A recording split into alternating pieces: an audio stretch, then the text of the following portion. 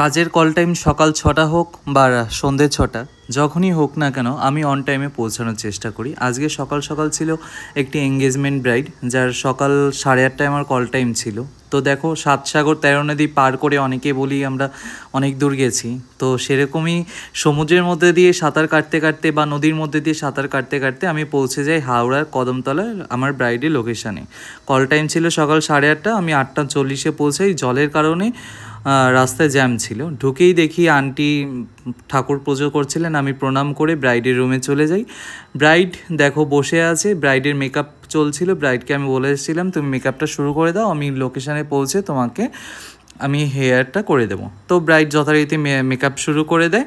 তো আমি গিয়ে ফার্স্টে হেয়ারটাকে, যেহেতু উইথাউট ক্রিম্পিংয়ে হবে, যেহেতু ওর হেয়ারে কিছুদিন আগেই 7 দিন আগেই একটা ট্রিটমেন্ট করেছে, এই মুহূর্তে যদি আমি হেয়ারে ক্রিম্পিং করি, আমার মনে হয় হেয়ারে ক্রিম্পিংটা বসে যেতে পারে। যেহেতু হেয়ারে ট্রিটমেন্টটা রিসেন্টলি করা হয়েছে, তো আমি উইথাউট ক্রিম্পিংয়ে করেছি। ও মেসি বান চেয়েছিল আমারই কাজ দেখিয়ে, তো আমি সেরকম মেসি বান করার জন্য ফ্রন্টের 4টে লেয়ার করে, যেরকম হার্ড স্প্রে দিয়ে টং মেশিন দিয়ে কার্লস করে সেকশন ক্লিপ দিয়ে আটকে রাখি।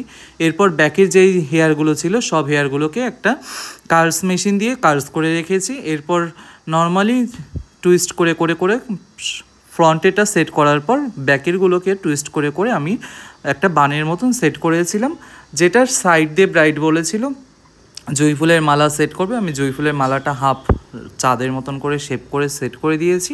আর কিছুদিন আগে একটা মেসি বান করেছিলাম, যেখানে জিপসিটা সেট করেছিলাম, সেটা দেখিয়ে আমাকে বলেছিল এরকম মেসি বানের মধ্যে জিপসিটা সেট করে দাও। তো যথারীতি আমি হেয়ারটা করে দেওয়ার পর ওর মেকআপের বাকি যেই পার্টগুলো বাকি ছিল সেইগুলো মেকআপটা কমপ্লিট করার জন্য কমপ্লিট করে নিয়েছে। আমি তত সময় দাঁড়িয়েছিলাম।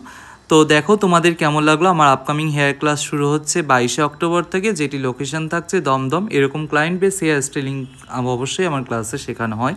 তো যারা যারা সিট বুকিং করতে চাইছো তারা অবশ্যই সিট বুকিং করে নাও, কারণ লিমিটেড সিট অ্যাভেলেবেল রয়েছে। তো এরপরে ব্রাইড লিপস্টিক পরে নিয়েছে, তত সময় আমি কানের দুলটা পরিয়ে দিয়েছি।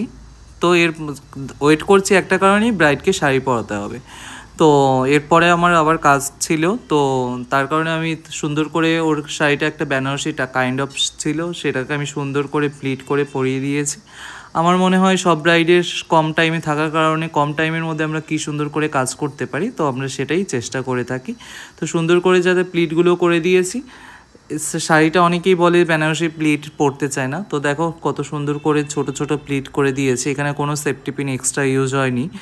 তো ব্রাইডকে অনেক সুন্দর লাগছে, সকাল ও খুব খুশি। তো তোমাদের কেমন লাগলো তোমরা অবশ্যই জানাতে কিন্তু একদমই ভুলবে না। তো ব্রাইডের এরপর জুয়েলারিটা পরানোর পর জুয়েলারি ফাইনাল লুকসটা তোমাদের সাথে শেয়ার করলাম। তো ওর আজকে আশীর্বাদ ছিল, তোমরা সবাই ওকে আশীর্বাদ করো যেন ওর নিউ লাইফ আরও সুন্দর কাটে, ভালো কাটে। নেক্সট নতুন জীবন শুরু করতে যাচ্ছে, অনেক অনেক অনেক আশীর্বাদ করি যেন আরও ভালো কাটুক তোমার নেক্সট লাইফ।